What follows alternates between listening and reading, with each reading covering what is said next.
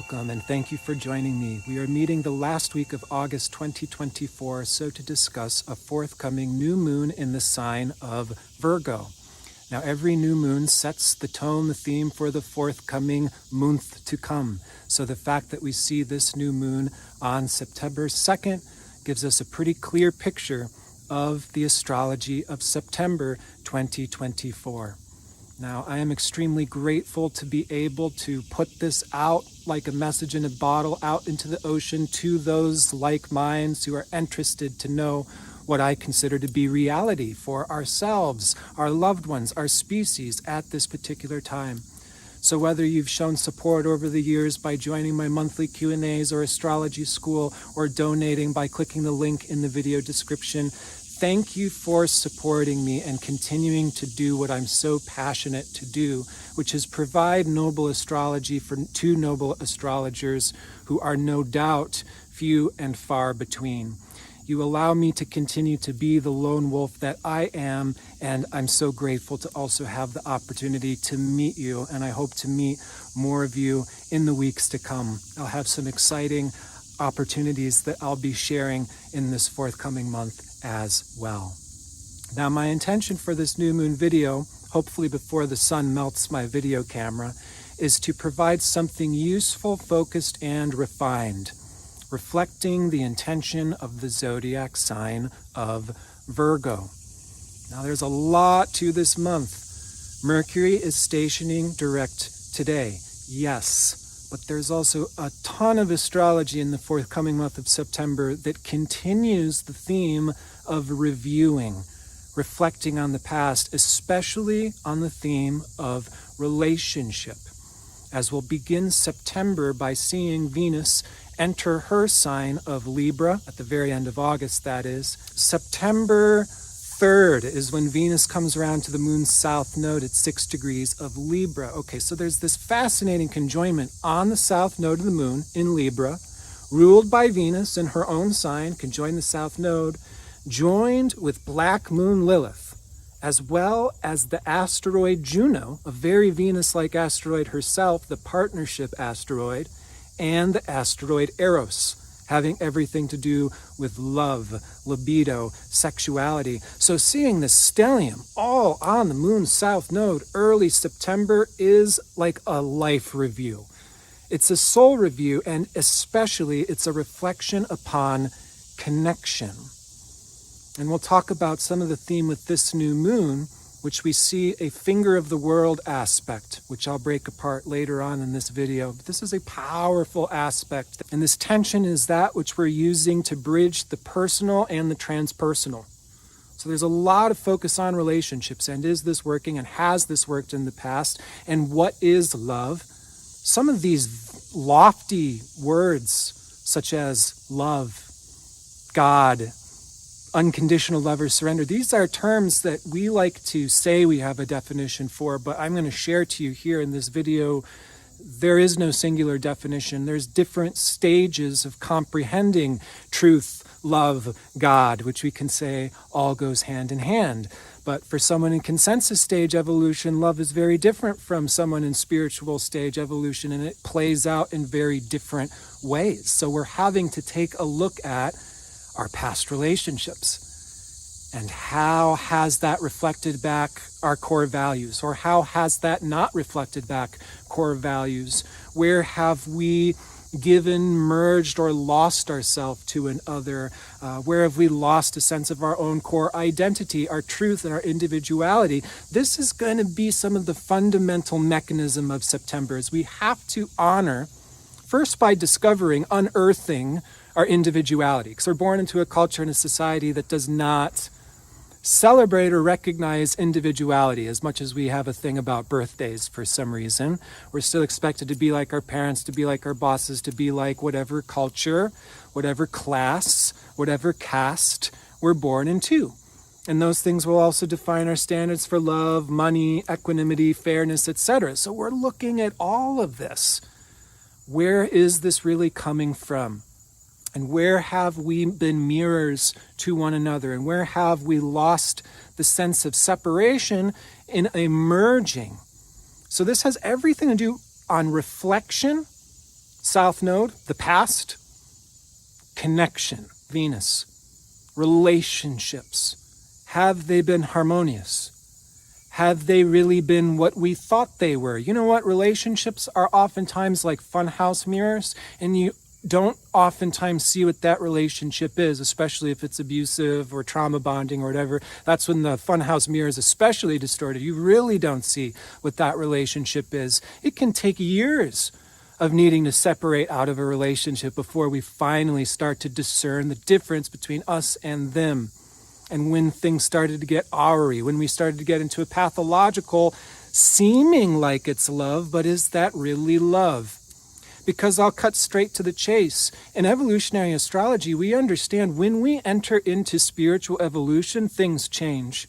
And when you're in a romantic relationship with somebody, and you're in a spiritual stage of evolution, and that other person's in a stage of spiritual evolution, the focus necessarily has to be upon God and spiritual evolution, or your service and offering back to the world, because that is what all of evolution is taking us into. Finding our individuality, which we need to know. We have to preserve our individuality, not lose our autonomy in relationship, to find that role, that service that we're uniquely born into, that work that we can do that no one else can do. That is our self-initiation, and that is what we can get some clarity in seeing right now. Mercury stationing direct today in Leo, trine Chiron in Aries. So we can really get a sense of this necessary separation, why we've had to go in different ways to honor these core differences, to come full circle back into who we are. And that's not where it ends. It doesn't end in aloneness and autonomy and selfishness. We have to honor our own individual desires, needs, and passions, like how I'm passionate about astrology, even though most people in my life had told me not to be passionate about astrology. That's a waste of time. It's silly. It's just a charade. This is what I'm passionate about. It's almost choiceless. And I think that's a reality as well. As you spiritually evolve, this kind of illusion of choice dissipates, because you're born into a situation where you're an individual. You don't really choose that. We have to embrace that. And then you're born into a collective circumstance. You're born into a day and age. You're born into a culture and a society that we don't really have the total freedom to choose. The day and age, the culture or society we're born into either. So here's the finger of the world aspect on this new moon in Virgo. Interestingly, between this new moon in Virgo and the last new moon in Leo, we saw Mercury station retrograde in Virgo. Current new moon in Virgo, we're seeing Mercury station direct in Leo. So this Virgo-Leo refining process, again, has everything to do with the discovery of our individual role, Leo, what makes us feel special, what we release spontaneously, what we celebrate in life that defines who we are. That's all Leo. That brings us into a specific offering, service, medicine, Virgo. So that's what we're refining, like a potter at the wheel, just shaping this individual role. Now, the finger of the world aspect is composed of a three-way planetary signature where the new moon is the fulcrum point between a sesquiquadrate to Chiron in Aries and a sesquiquadrate to Pluto, who is just re-entering Capricorn on the 1st of September. This new moon is also opposite to Saturn in Pisces. So this is a potent new moon depicting a potent month of September to come. All right. Now, this finger of the world brings up societal pressures. The sesquiquadrate aspect in itself brings up the dynamic tension between the individual and the group, or the leader and the society that leader is born into. I'll give a historic example. The current Dalai Lama has very pronounced finger of the world aspect in his birth chart. And if you know anything about the Dalai Lama, the Tibetan culture he was born into, the tremendous tension between the Tibetan culture and the Chinese culture, and how his entire life has been this fulcrum point between this battle between culture. That's a finger of the world aspect. And by the way, you haven't heard a lot about the Dalai Lama since that propaganda attack a few years ago that was first initiated as Chinese propaganda. And then it was New Age stay-at-home moms that were saying, the Dalai Lama is a sexual predator. That had a huge effect on the whole Tibetan culture, on the whole Buddhism. That was an effective propaganda campaign that mentally took over Western culture because it's not hard to do. All you got to do is press the hero button, the good guy, bad guy, bring in children, bring in all this. No. The whole licking is in Tibetan culture a respectful, loving, honorable thing. It has nothing to do with sexuality, perversion, and all of that. But you haven't heard about the Dalai Lama since that event, right? So a finger of the world brings up this type of dynamic tension between the truth of the individual themselves and the group they are participating within. It's almost like either we're not quite fitting the group expectations right, or when we try to go off and do things, the right people don't quite come around, and that's not the end of the game. There's a refining process that's involved here. That's going to bring us back to Saturn and Pisces, which is answering the call of, well, this finger of the world, which is Chiron and Aries, this necessary healing of autonomy and individuality. I have to honor my desires, my passions, because I'm born to be that way. You know, some people are born to fight. Some people are born to be gladiators, be wrestlers, be military people, to be police officers. We need those roles, all right? So this is about honoring the total uniqueness of the individuality as Pluto goes back into Capricorn. Start of September through November 19th, of this completion of upheaval. And this is going to be elections in the United States. Oh my God, it's going to be a little crazy pants. Because if we're thinking we're so past that last election, if we're thinking we're so beyond the medieval era, we're getting a pretty good wake-up call of the actual day and age in which we're born into. Okay, so this is answering the call, is first we have to discover, honor our individuality, which is what we were born to be via God. I don't think this has so much to do with choice as it has to do with honoring what we're born to be, honoring nature, honoring our own individual process, much like how springtime, the flowers come out, we have this process that's uniquely our own. So that's something that we're honoring, what lights us up, what excites us. It's going to be different per each and every individual. So we have to combine that with some societal offering, with some medicine or service or creativity, right? It can be a storytelling or an artistic sharing. There's not going to be a one-size-fits-all, but that's the aim of the game, is to bridge our individuality with some coming full circle back to the world. That's the shaping of this new moon in Virgo. Can we answer to the call of the demands of our world, culture, and society that is trying to wake us up to the fact that we're still not out of the medieval era? It is symptomatic of where our species is in vaster time, that we are trying to skip and jump ahead into the future, while there are so many loose ends from the medieval age, having to do with what? Belief, religion, what is true goodness, what is true God, what is true love. And as I'm sharing here, this is not going to be the same for everybody. In fact, this is the truth. These things are going to change as we continue to evolve in our own spiritual journey. What love God is for us is going to continue to change as we aim towards love and God. So those people who think they've got it all figured it out, whether they're parading around pretending to be enlightened, or, I'm self-realized, I, took the 30-day New Age course, and so, I'm better than that. These are oftentimes the people who know the least what God, love, and these huge, vast mysteries are. It's called the mystery of love, the mystery of God, because it continues to be mysterious even as we grow closer to that. Okay.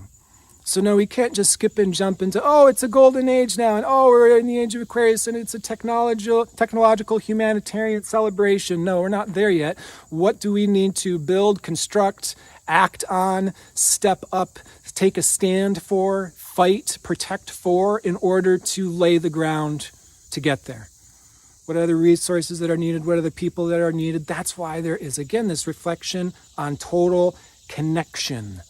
This reflection on total love. This is going to bring up so many memories. Venus on the South Node in Libra, start of September. We're reviewing all of our relationships, like going all the way back to preschool. And what has there been throughout our life, person to person? There is an evolution.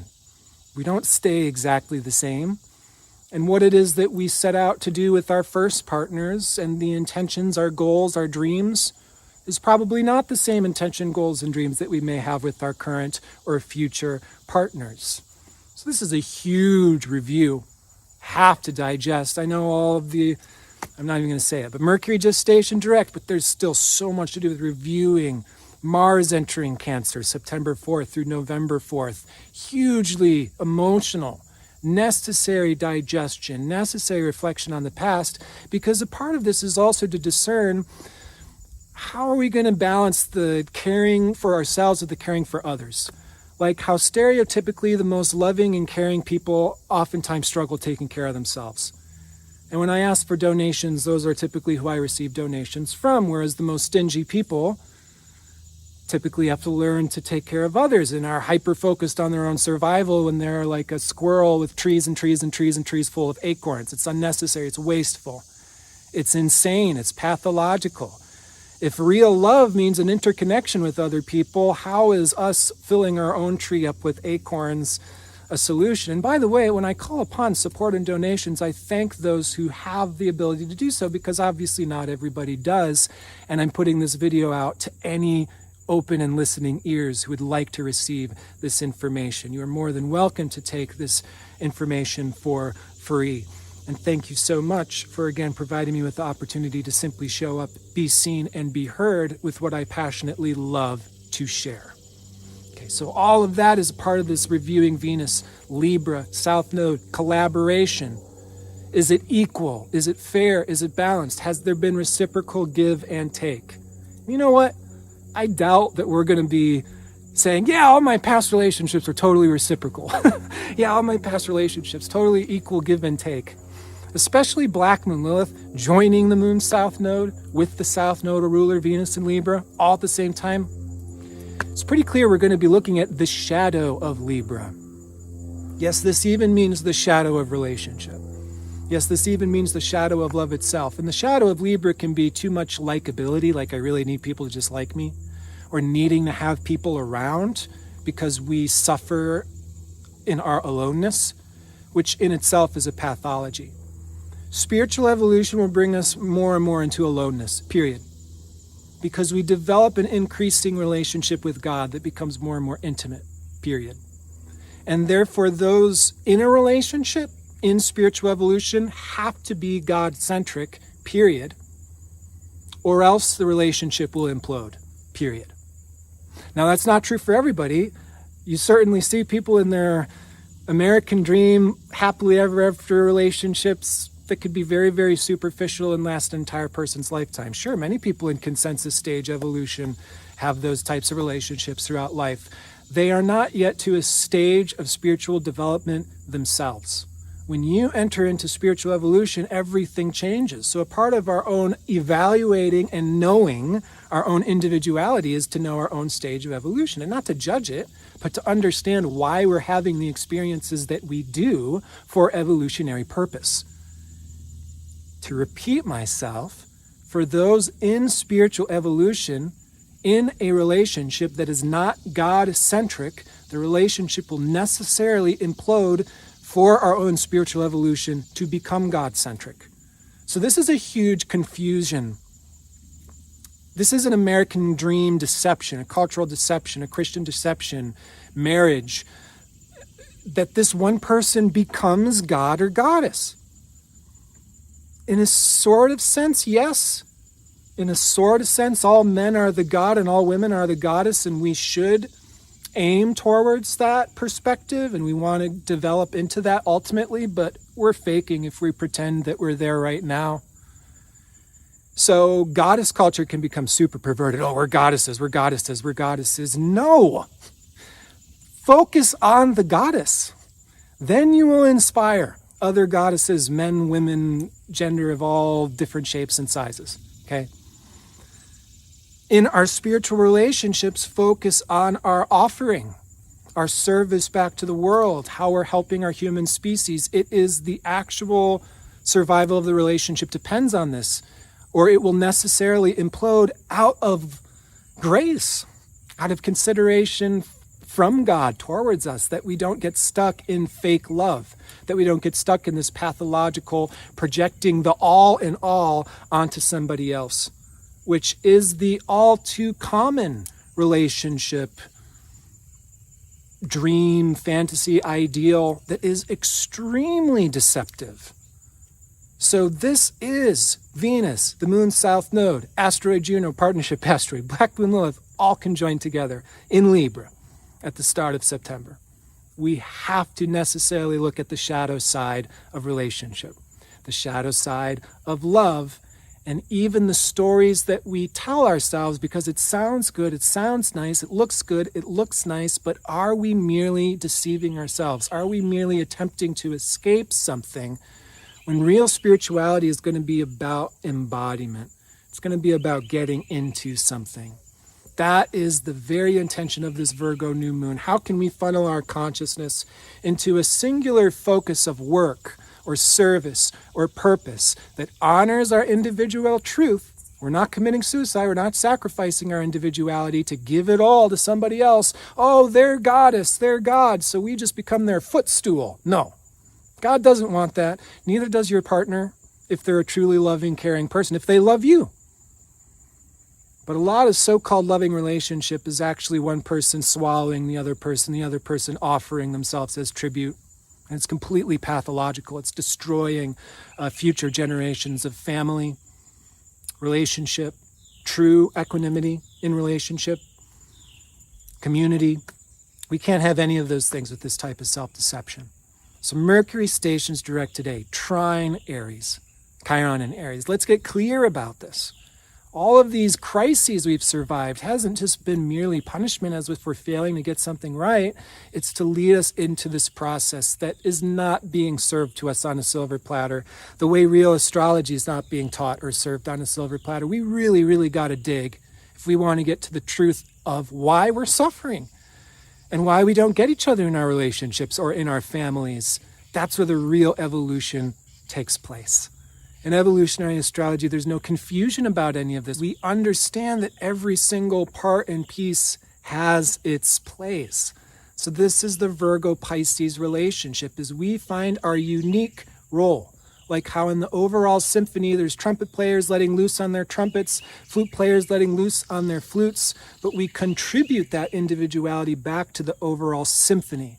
And it is the symphony and the hearing each and every part that we experience the total beauty and upliftment of what's possible from this human species. Inspiration, love, pioneering, inspiring role models and heroic souls, initiating the future.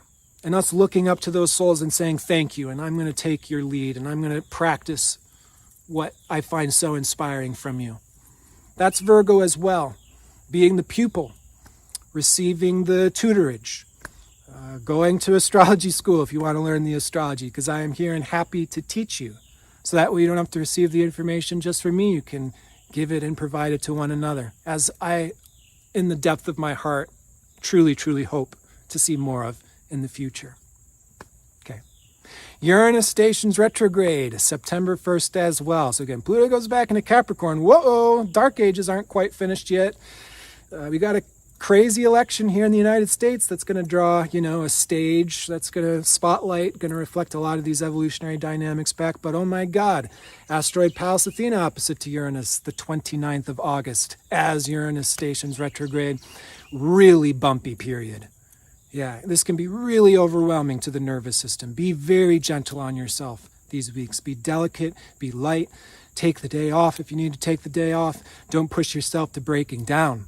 It's all too easy to push yourself to breaking down. These standards we received in these past, these idealized, what we can do, what we can offer, there's a lot that's being reflected back through our bodies, our nervous system. We got to be easy on ourselves.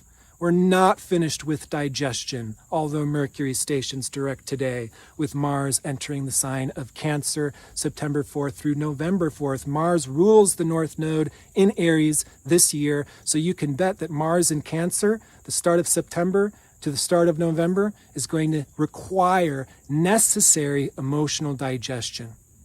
In order to emotionally digest, we have to have effectively safe spaces. Quiet, sanctuary, feeling spaces are absolutely necessary for us to be able to emotionally digest, for us to be able to tune in and process what was the past. How has that brought me into who I am now? How has that, like a potter at the wheel, shaped me into being the vessel that I am now? So that way I can be filled and overfilling like a fountainhead with that which I am most passionate to share with the rest of the world.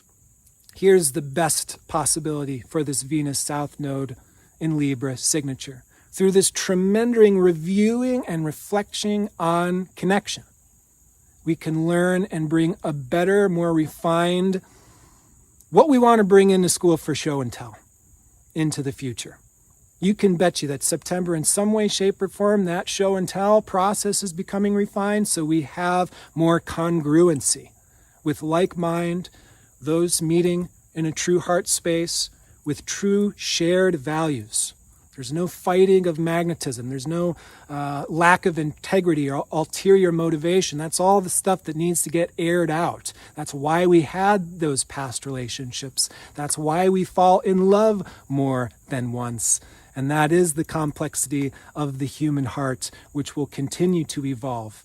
Because even in spiritual evolution, what love and God is at the front of spiritual evolution, what it is at the middle of spiritual evolution, what it is towards the end of spiritual evolution are completely different things.